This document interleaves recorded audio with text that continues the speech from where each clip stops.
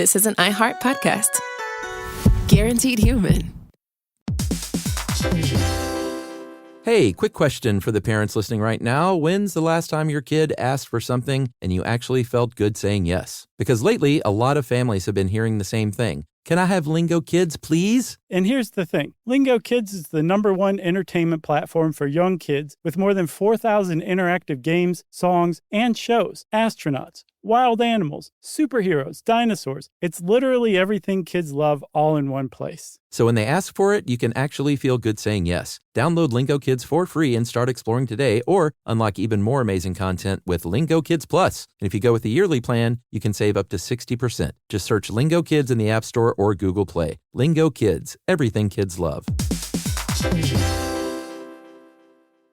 Stuff at Sea is a 5-night, adults-only sailing trip that brings the Stuff podcast universe to life on board. This voyage is a culture-soaked escape where pink sand paradise meets curious minds. Sailing round trip from New York City to Bermuda on October 2nd to 7th, 2026, this voyage drops you straight into the iHeart Podcast Stuff universe. On top of the adults-only experience you already love, you'll get live podcast episode recordings, behind-the-scenes sessions, themed activations, and more unmissable onboard moments. Learn more at virginvoyages.com/stuff. Welcome to Stuff You Should Know from HowStuffWorks.com.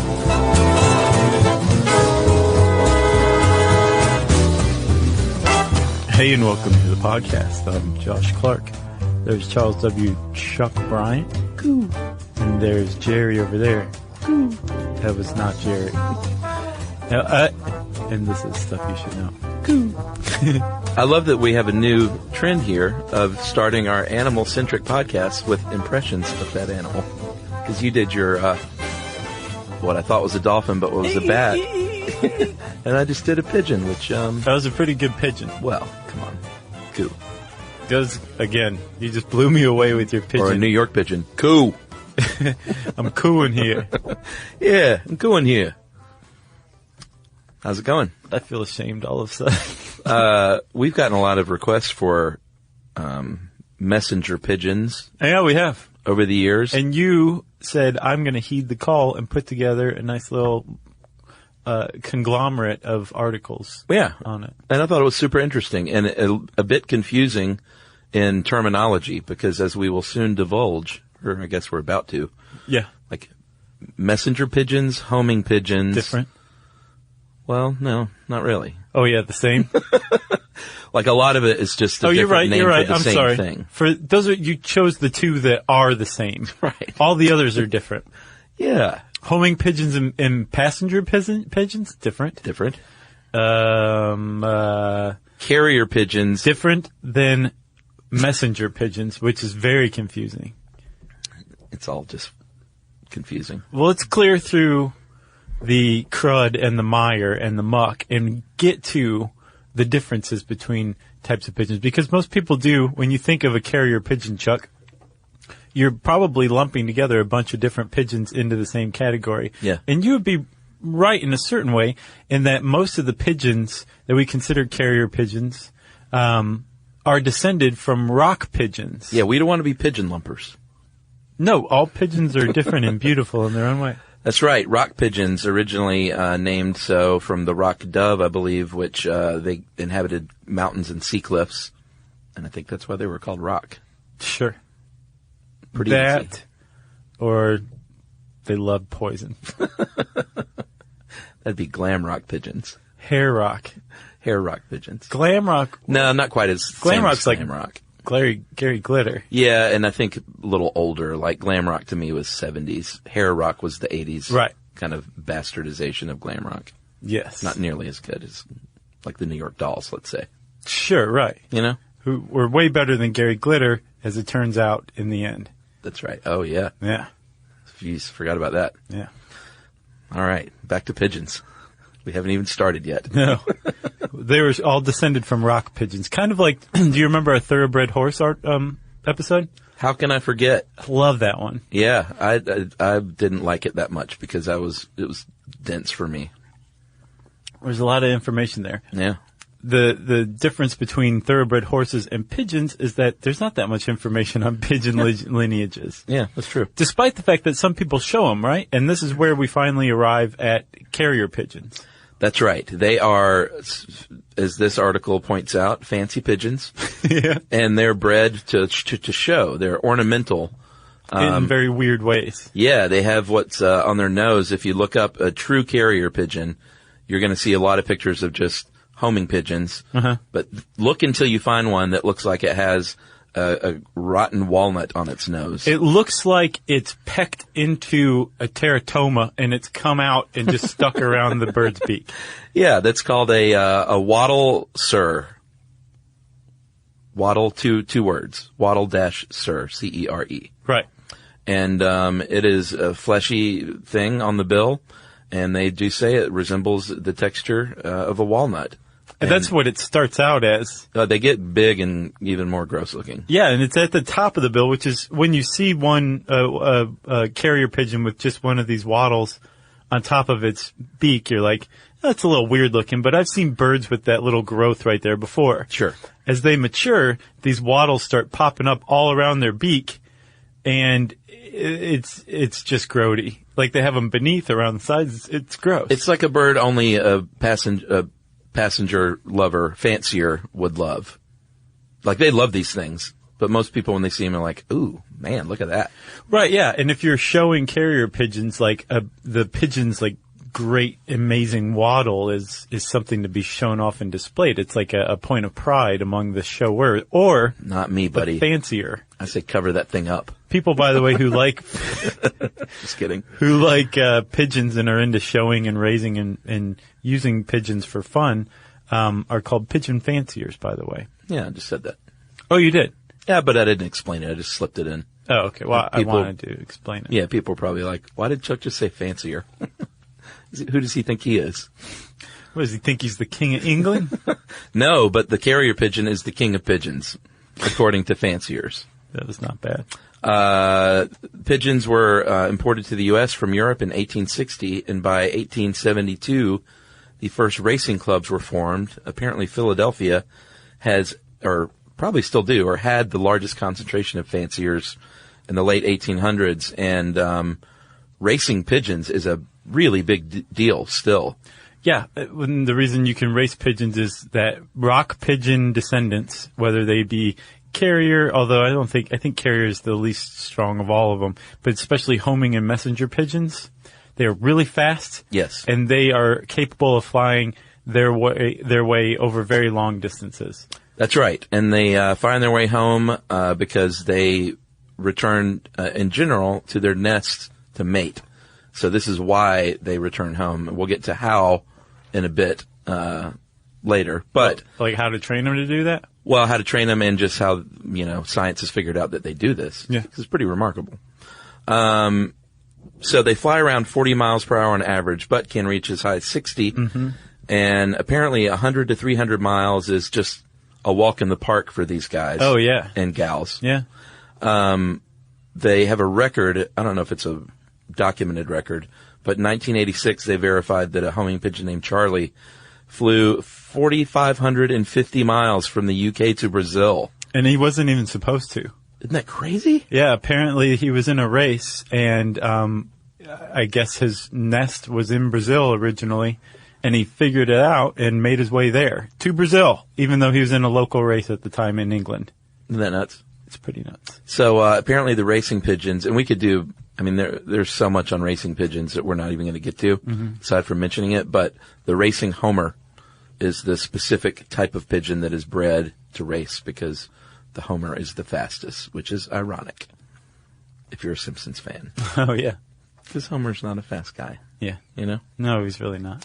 So homing pigeons are bred specifically to find their way home. They're good at it anyway, like you said. Yeah. But they selectively breed these things if you're going to be a fancier to do so. And when you're racing a homing pigeon or something like that, basically what you're doing is you're taking it to a place away from its home. Yeah. You smack it on the head. Right. With a little tiny hammer. Uh-huh. Say, wake up. Yeah. And, no, don't do that to a pigeon if you ever. Just kidding. Don't do that. And then you release it, and it will find its way back home, and you release it at the same time as some other ones, and whichever one finds its way home first is the winner. That's racing pigeons.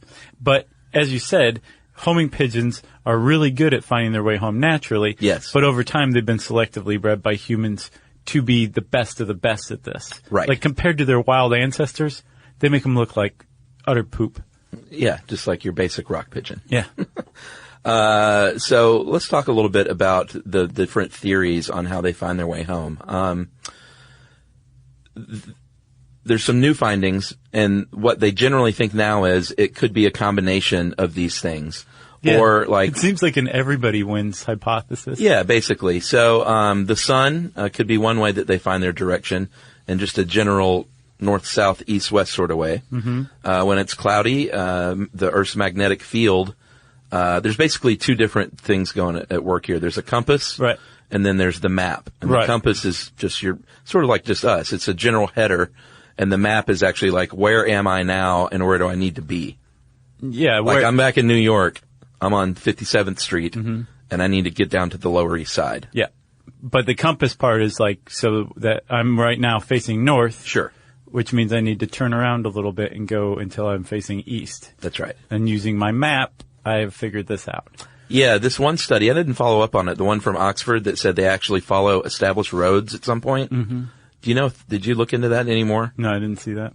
I wonder if that was just like a speculation that's been overturned, or if they really do follow like I-20. So, the fact that we didn't run into that anywhere else, yeah. makes me think like it's probably been abandoned. Yeah. It seemed, from what I can understand, the two main long-standing competing explanations were, like you say, they're following magnetic lines, in the Earth's magnetosphere. Yeah.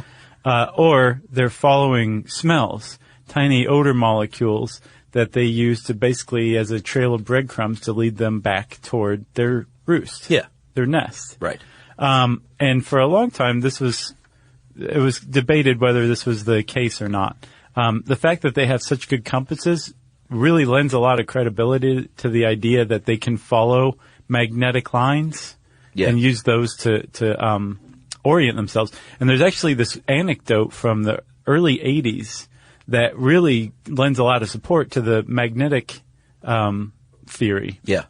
And that is, there was this one pigeon that was caught around a lake in Yellowstone. Oh, right. And by caught, I mean like it was seen for, I think, a few weeks, like just flying in circles around this lake. Yeah, which is not what a homing pigeon is supposed to do. No, they fly straight and purposeful toward home. Sure. Wherever they are. Yeah. So this naturalist apparently, where'd you find this article? Ooh, I'm not sure which one this was in. Audubon Society was one, and we've got them all posted on our website, right? Yeah. Okay, so this naturalist who wrote this article that we're talking about got a hold of this pigeon, and he took it and cared for it, and took it away from the lake and released it, and the thing flew due east, and it was a North Carolina pigeon, and it was out in Yellowstone. So he said, you know what? This lake area has a really weird magnetic field. It's known for making compasses go haywire. Right. So this lends a pretty decent amount of support to the magnetic line theory. Yeah, agreed.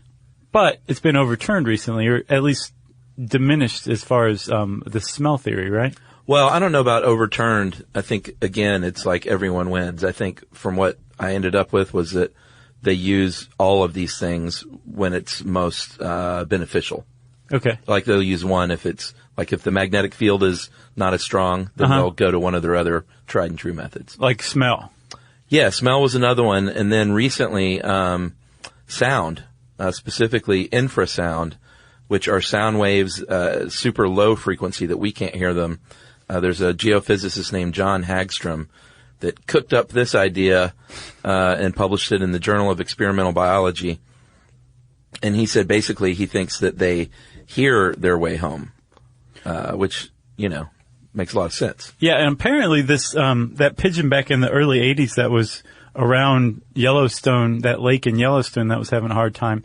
That phenomenon is called a release site bias. Yeah. In some places in the world, if you release a homing pigeon, they're going to have a hard time finding their way home, or else they're going to end up getting stuck flying around in circles. And it's generally unexplained. So it's led to this whole subfield of study of homing pigeon maps and how they do this stuff. And this subsonic sound theory basically says that they follow basically sound maps.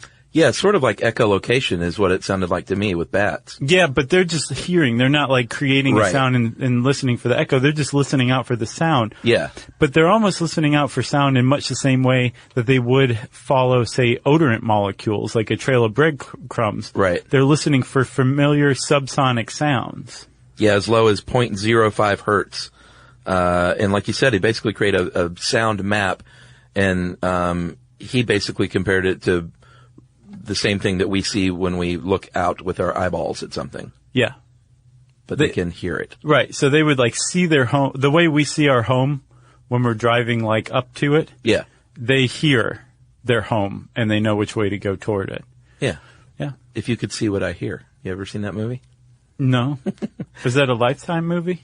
It could have been if there was Lifetime back then. But it was an 80s movie. It was the guy that played the Beastmaster. Uh-huh. He played a very famous blind man who was a piano player, and it was called If You Could See What I Hear. So I think blind people use sound in similar ways. Was it Blind Tom, the savant? Was he a savant? No, I can't remember.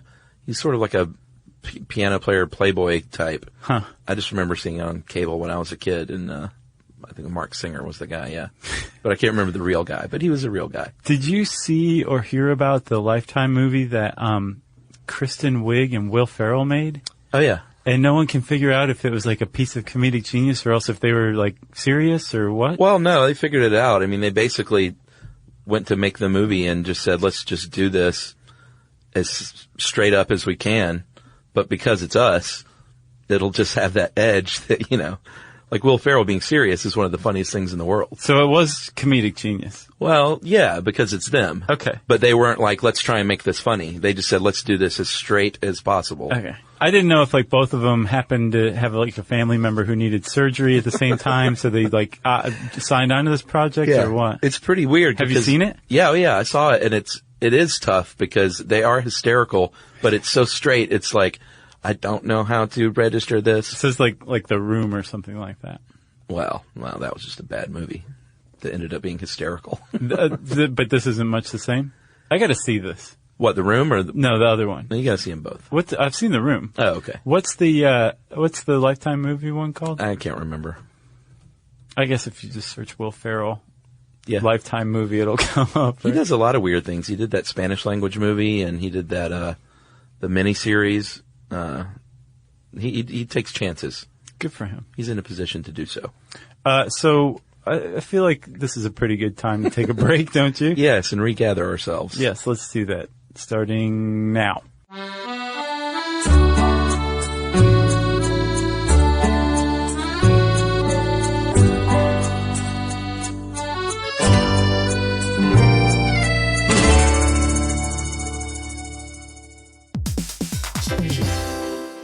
Work can be a little weird. One minute you're in a meeting that could have been an email. The next you're trying to decode corporate jargon that somehow means nothing. And don't even get us started on the quick sync that turns into a 45-minute deep dive. Yeah, well, the truth is figuring out your career isn't always straightforward. Whether you're trying to grow, pivot, or just stay relevant, it can feel like you're navigating it all on your own. Well, that's where LinkedIn comes in. That's right. LinkedIn can help you grow your career, helping you confidently navigate your path with insights, ideas, and inspiration from your professional community. You can stay up to date with the latest trends in your field, connect with people who get it, and discover opportunities tailored to your goals, your experience, and what actually matters to you. Whether you're looking for something new or just trying to grow where you are, LinkedIn gives you the tools and connections to move forward with confidence. Because LinkedIn is the network that works for you. Visit linkedin.com/knowstuff to learn more.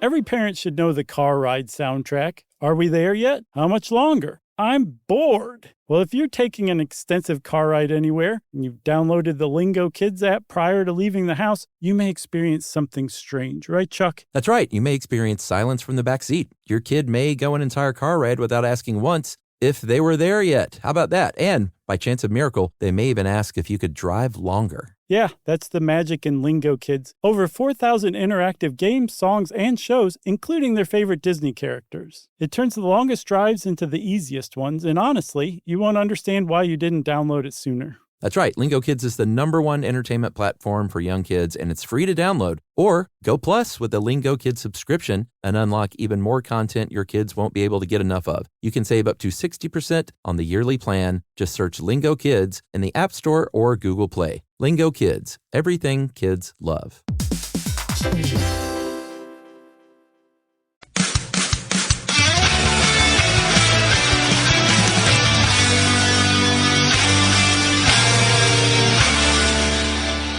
All right, so we covered basically how they find their way home and the competing theories, and I think they all just live together in one big happy family because they haven't disproven anything. Theories, not the pigeons. Yeah, the pigeons do too. They like each other, but I don't think anyone has disproven anything.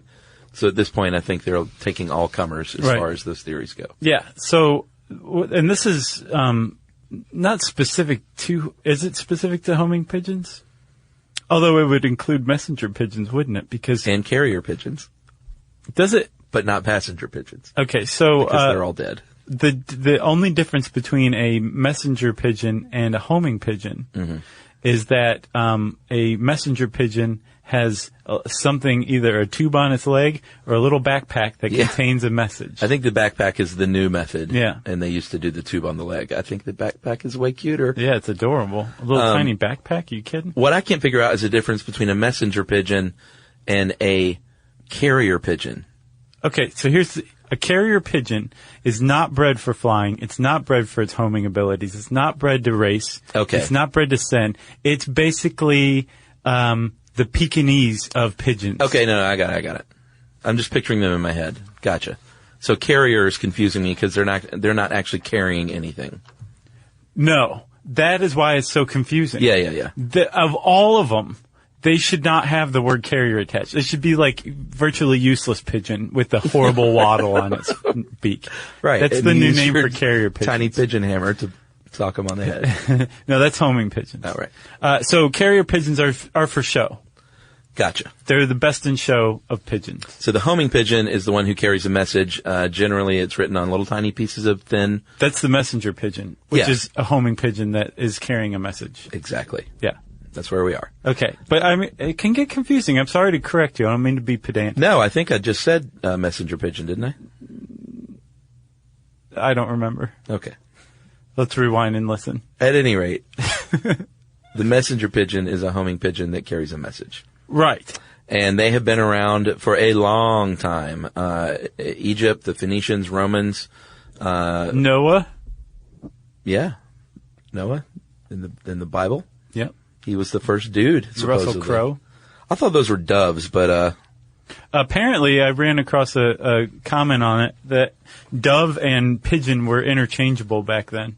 Oh, really? Back in old-timey Aramaic days.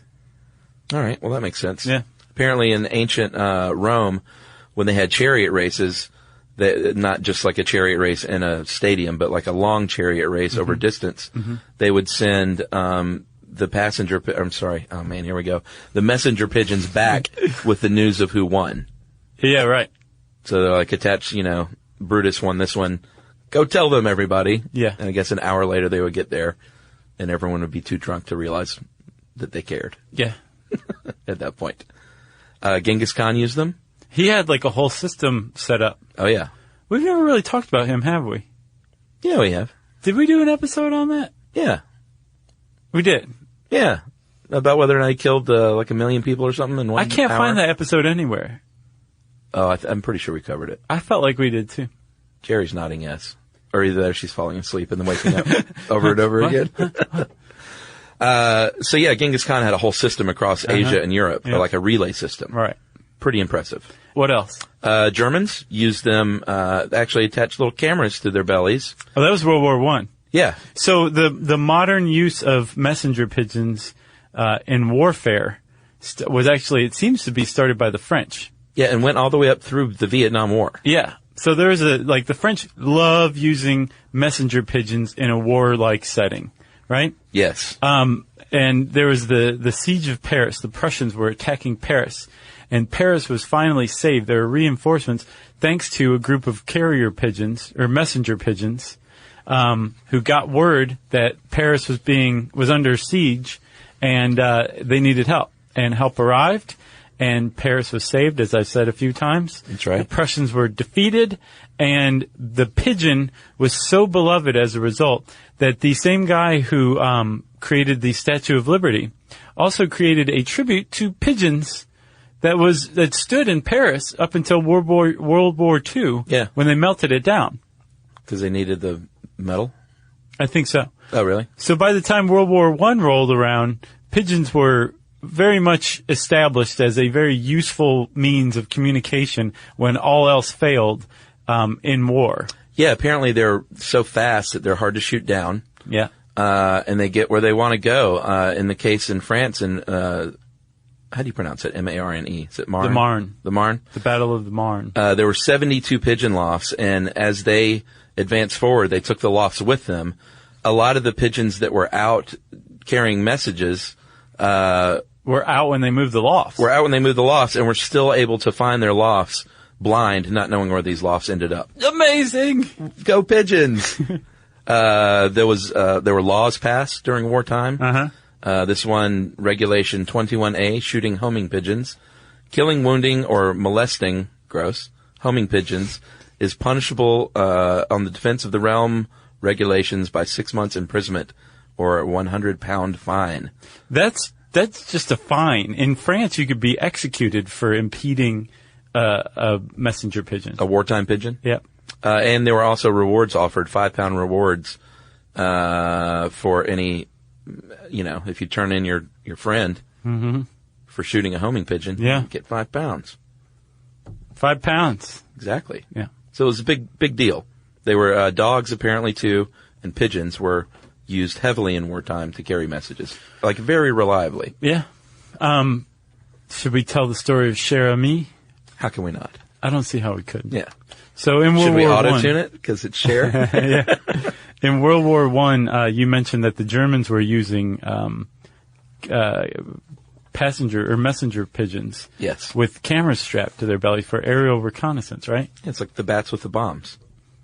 Kind of. But this is more photography rather than incendiary destruction. Yes. But the French were using this for messages, for getting them from the front, to behind the lines. Back to HQ. Right. Yeah. And so were the Americans, too. Apparently, the French used like 30,000 of them in World War I. Americans had something like 600. But one really came through for a New York company at the Battle of the Argonne. It was October 1918, toward the end of the war, and they were trapped by the Germans. So this pigeon named Cher Ami was released by, I think it was New York company, right? Which was surrounded in a little low-lying, I don't even think you can call it a valley. I think the author of this New York Times article that we're getting this from called it like a depression in the ground. Yeah. And there's a few hundred men who were there. It started out as 500. And they were starting to get whittled down because they were surrounded by Germans. Yeah. Even worse than that, the American reinforcements had no idea where this New York company was. Yeah. And they were shelling them too. Yeah. Because they thought that they were shelling the Germans that were surrounding New York company. They had no idea they were shelling New York company as well. So apparently they released a lot of pigeons, and a lot of pigeons got shot, which means that there were some German sharpshooters there. They were really good, because it is tough, like you said, to shoot down a homing pigeon, because they are fast. Or they were just shooting a lot of bullets into the air. Yes. So they released one of their last ones, Cher Ami. And Cher Ami flew and took off and got hit at least once. Yeah. Had a quarter-size hole in his breast, and it shot his leg off. Shot the leg that had the tube with the message saying where this New York company was attached to that leg. It got shot off, but it also got lodged into the hole in Cher Ami's chest. Yeah. And the bird flew back to its roost like that. Yeah, gave the coordinates. I like to think that he chirped them out even and said, forget the message. While he was saluting with Follow me. Yeah. I believe in love. And 194 men were saved. And Cherami was awarded the Croix de Guerre with palm. Yeah, with palm. I didn't even know. Yeah, you don't want it without palm. No way. That's half the award. Sadly died in 1919 from the wounds. But, man, what a great story. Yeah, now he's on display. I'm not sure exactly where, but you can find pictures of him stuffed with just one leg. And the other leg, with the tube still attached, has been preserved as well. Really? Mm-hmm. That's probably at the Pigeon War Museum. Probably. In Providence, Rhode Island. And Chuck, I have to say, I read this one article too about, it was called Hawks and Doves, and it was about the irony of using rock pigeons, which are related to doves in some ways, or used to be called doves, as like a wartime symbol. Oh, really? Because they're very peaceful birds. Interesting. It's on the page for this episode. Well, I think it's time for another little respite. And then we'll come back and talk about the very sad story of the passenger pigeon right after this.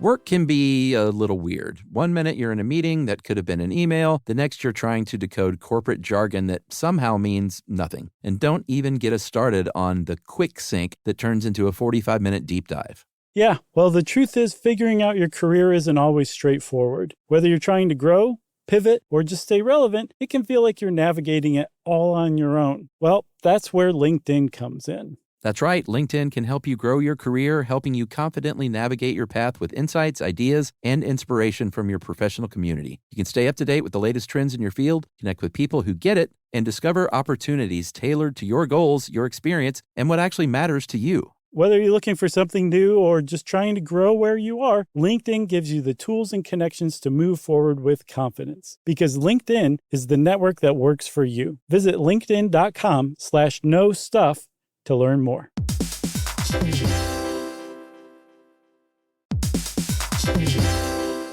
Hey, quick question for the parents listening right now. When's the last time your kid asked for something and you actually felt good saying yes? Because lately, a lot of families have been hearing the same thing. Can I have Lingo Kids, please? And here's the thing. Lingo Kids is the #1 entertainment platform for young kids with more than 4,000 interactive games, songs, and shows. Astronauts, wild animals, superheroes, dinosaurs. It's literally everything kids love all in one place. So when they ask for it, you can actually feel good saying yes. Download Lingo Kids for free and start exploring today, or unlock even more amazing content with Lingo Kids Plus. And if you go with the yearly plan, you can save up to 60%. Just search Lingo Kids in the App Store or Google Play. Lingo Kids, everything kids love.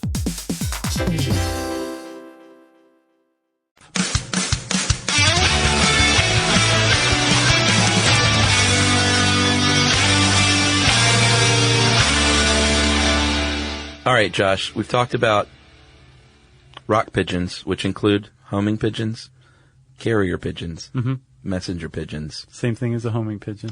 But there is something called a passenger pigeon, which is not any of those things. No. And it is not a thing anymore. No, it used to be. Sadly. I mean, it's a thing as far as past tense goes. Yes. But there used to be a ton of them. They're a native North American bird. They're about 1.5 times the size of a mourning dove. Yep. They looked a lot like them. And like I said, they were all over. Some say they made up 40% of the North American bird population. 40%. Yeah, that's a lot. And they like to hang out together. They have the largest documented flock on record in Wisconsin in 1871. They estimated 136 million breeding passenger pigeons over 850 square miles of forest. Yeah, That was Wisconsin. There was supposedly another flock in 1860 that reached 3.7 billion. Flying over Ontario. They supposedly blacked out the sky. Yeah, and these are credible witnesses who are writing about these things back in the early 19th century, like John James Audubon, who, number one, knew his birds.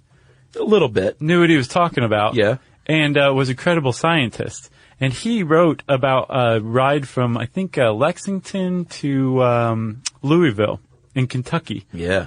In 1813. And he talked about how along the way the sun was blotted out and the sky from horizon to horizon was filled with passenger pigeons. Yeah, it was either that or the opium.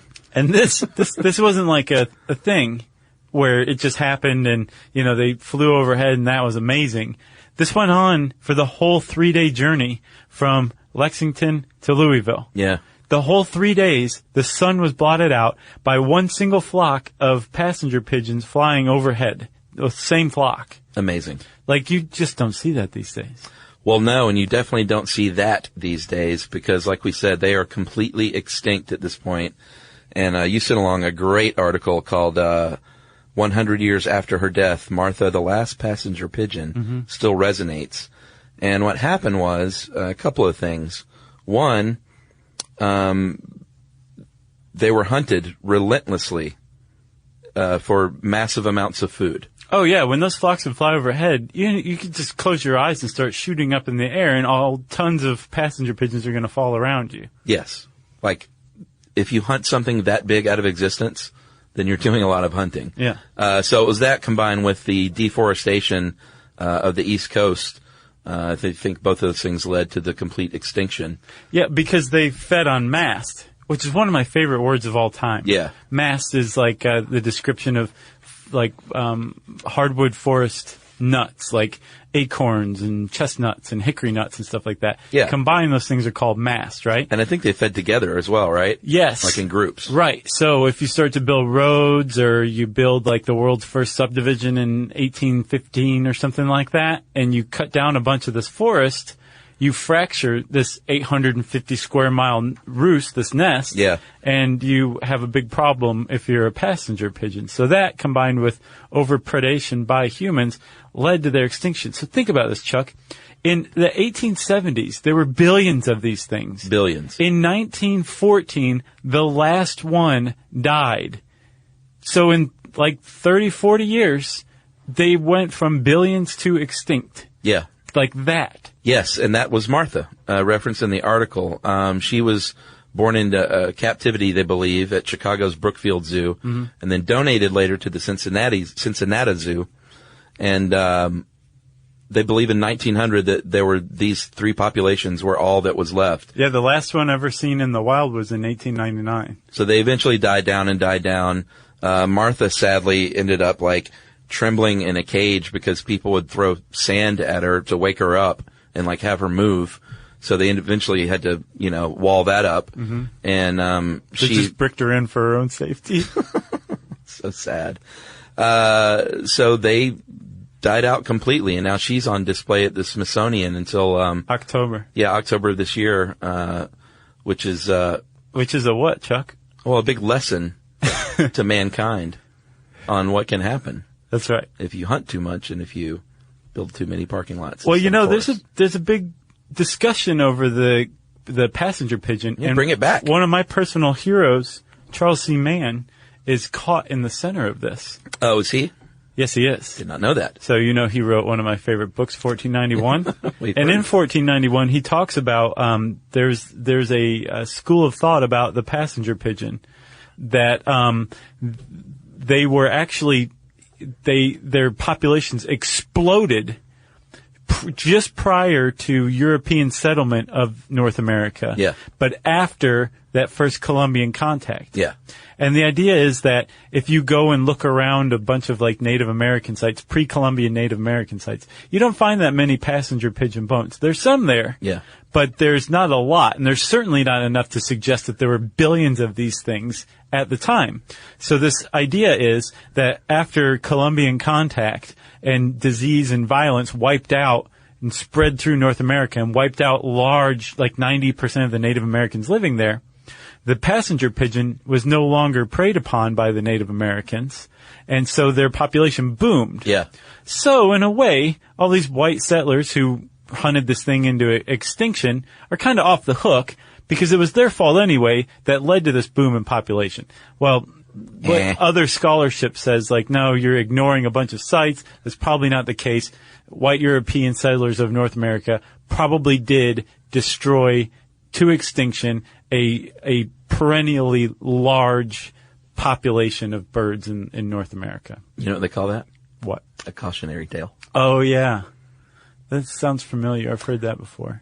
So there are some naturalists and scientists and biologists now that they think they can bring back the passenger pigeon. But should we? And there's a bunch of schools of thought.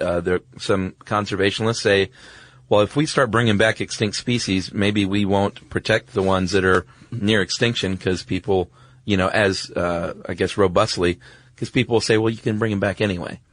I don't know about that. Well, I mean, what's the problem though? If you think about it, like, what does it matter to the passenger pigeon? It doesn't know, right? Well, yeah, I mean, there are none. Well, that's the point. Yeah. That a lot of people say leave it be. That's one thing. Yeah. But also, if you bring back a passenger pigeon, you are bringing back something whose heritage has been interrupted. Yeah. And therefore, all of that collective memory that's passed down from one generation to the next has ended already, right? Yeah. So who's going to teach that passenger pigeon how to be a passenger pigeon? Yeah, it may not know. It may be a monster. A monster. It may kill entire families of people. Well, thank God we have all those tiny pigeon hammers. Yeah.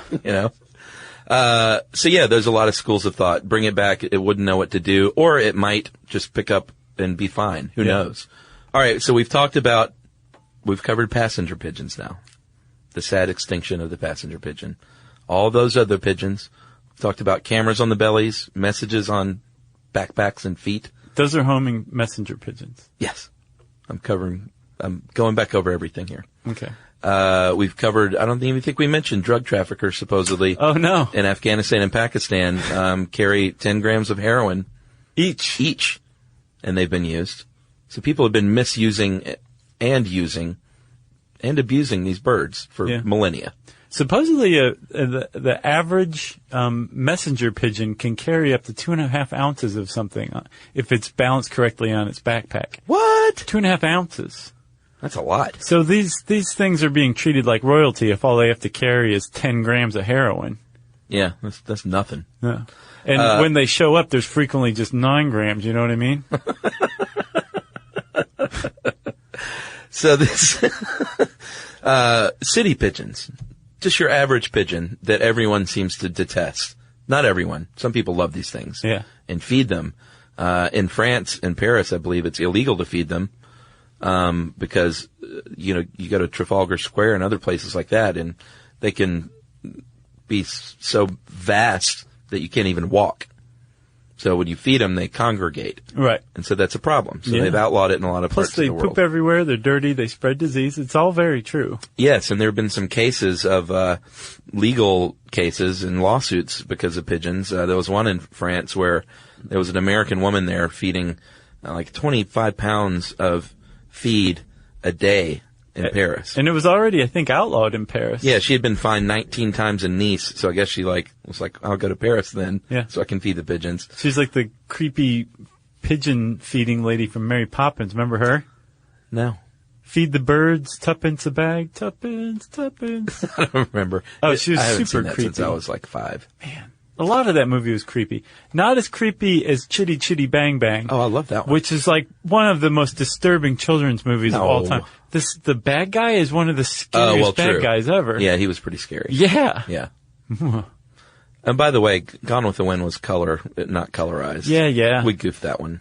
What was colorized then that never was color? Well, Ted Turner colorized some things, but that wasn't one of them. Right, but what was one of them? I don't know. We could go back and look. It just looked phony. That's all I remember. It's probably Citizen Kane. We'll hear about it in an email, huh?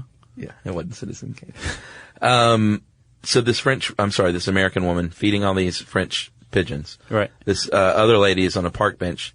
She's ticked off because there's all these pigeons everywhere. She gets up, she tries to kick these things. She tears her stockings and scratches her limbs up, her legs up apparently, Right. and takes this lady to court, and they threw out the case, or they lost the case, because the judge basically said, you don't know how to kick a pigeon without getting hurt. That's your fault. Certainly not the American lady's fault. What Frenchie? about this other lawsuit?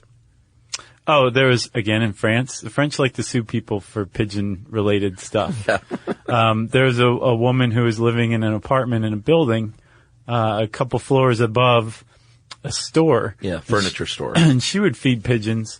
Apparently, the pigeon poop was so bad that the store owner was saying it was driving customers away. Yeah, like all over the window, display windows. Or like on the ground and on the doorknob or whatever. It was Sure. keeping people from coming to his store. So he sued the woman, but the woman's lawyer apparently demonstrated that the store owner couldn't prove that the mess came from the pigeons that this lady was feeding. Could have been any pigeon. Yeah, that's a dicey one.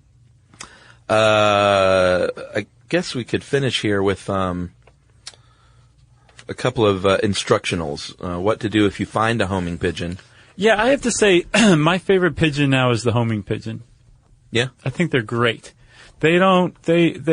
Sure, I'll carry a message if you want, and then I'll be a messenger pigeon, but at heart, I'm just a homing pigeon. I just want to go home. Yeah. I want to hang out and do my heroin. You know? So, here's some advice, on what to do if you find a stranded homing pigeon. Number one, give it water. That's the number one thing. Yeah. And don't force feed it water like I did when I killed that bird. No. Just you don't want to drown it. Put it in a dish. Like a 1-inch deep dish. Yeah, and don't overwater it like your yard. Right. You could just bring the pigeon to my yard and let it drink from my flooded lawn. So let it drink on its own in a 1-inch deep container. Offer it some food. Say, you hungry? Yeah, and you might say, I don't have pigeon food. Yes, you do. If you have rice, unpopped popcorn, what else? Buckwheat, barley, canary seed. Yeah. Boom. Any of that stuff. Say, you hungry? You thirsty? How you doing? And then again, just put the stuff out for the pigeon to enjoy and choose on his or her own. That's right. Whether he or she wants to do this. Next thing you do is say, how's the temperature in for you? You feeling good? You want a scarf? If it's really cold, then maybe let's warm it up a little. If it's really warm, let me cool it down. Yeah, I think they tend to prefer temperate. Slightly, on the cooler side of temperate. Yeah. And then they also like to be able to see, but you want to keep them in a place that's safe away from like dogs and cats. Obviously. But also in like a box or something. So a box with a screen over it, a dog kennel with the kennel door closed. Sure. Something like that. Yeah. And with maybe some straw, a blanket, something that it can just hang around in. And again, some seed and some water. And you just do this for like 2 days, right? Yeah, after a day or two, you say, how you feeling? Are you rested? Are you comfortable? Did you get enough food in the bevy? It's time for you to go home. And then you just get your tiny little hammer out.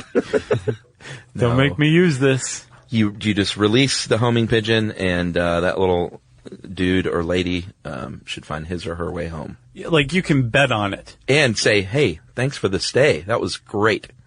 Well, that's what the pigeon would say to you. Yeah. If that pigeon says that to you, you go catch it again and make some money off of it. That's because most pigeons can't do that. Like Michigan J bullfrog. So, again, homing pigeons are my favorite. And if you find one and it decides not to leave you, you have yourself a homing pigeon as a pet. That's right. You can also buy them if you're into homing pigeons and raise them yourself. And when you do, you can train them to do all sorts of neat stuff. But mostly, you can train them to race and fly very long distances. And there's a really neat, tried and true technique for training homing pigeons. And it's basically all just food-based.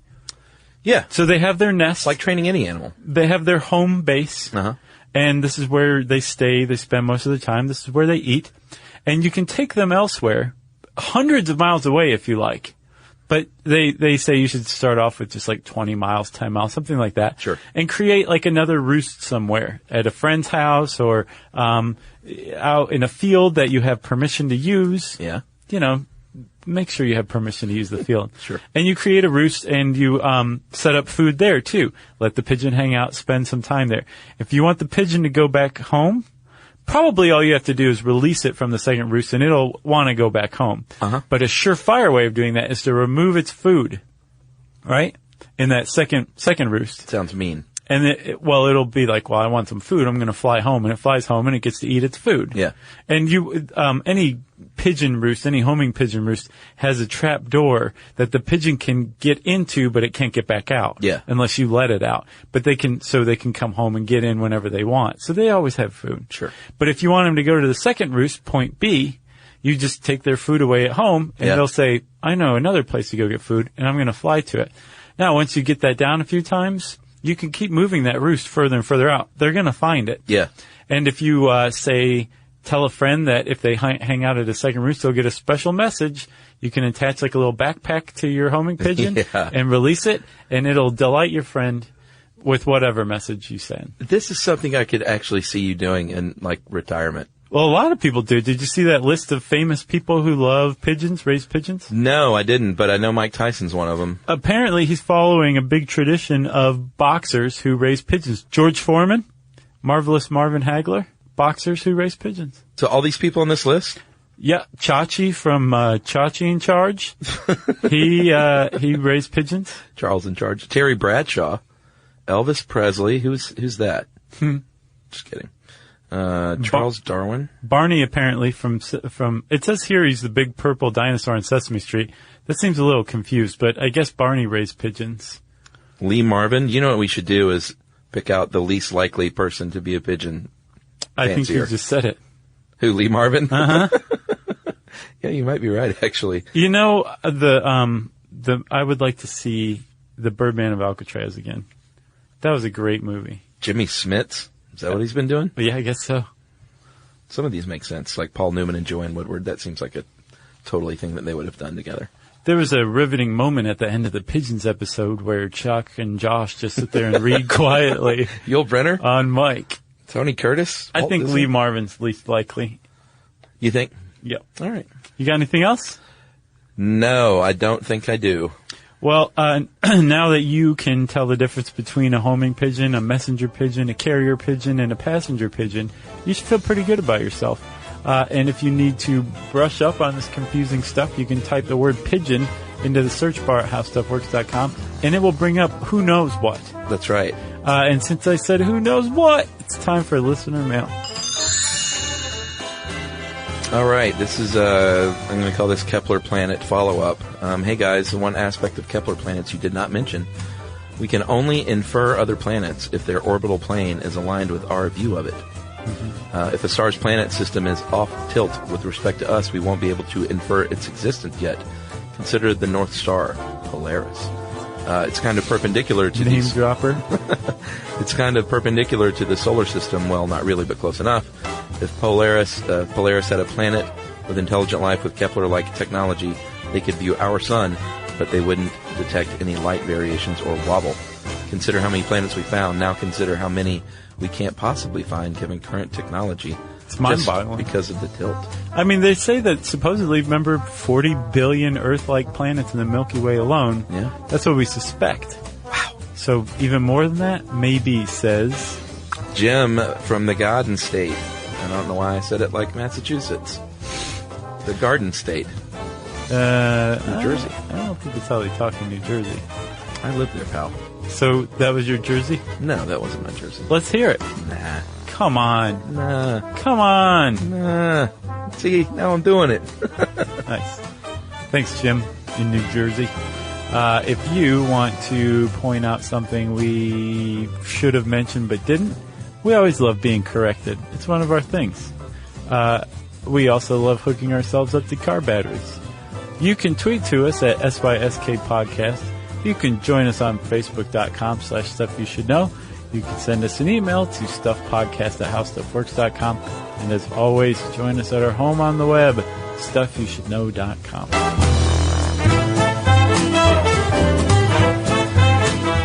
For more on this and thousands of other topics, visit HowStuffWorks.com.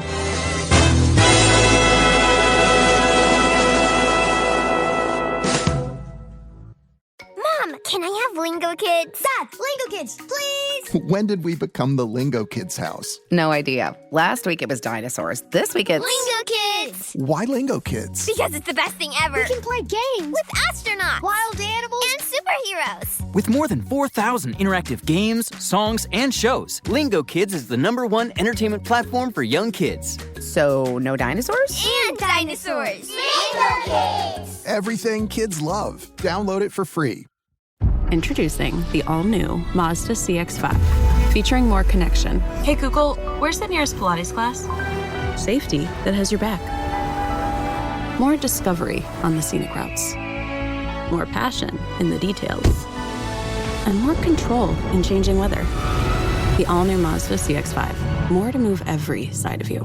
See it in 5 films at MazdaUSA.com/5sides. Google is a trademark of Google LLC. Sequences shortened and simulated. This is an iHeart podcast. Guaranteed human.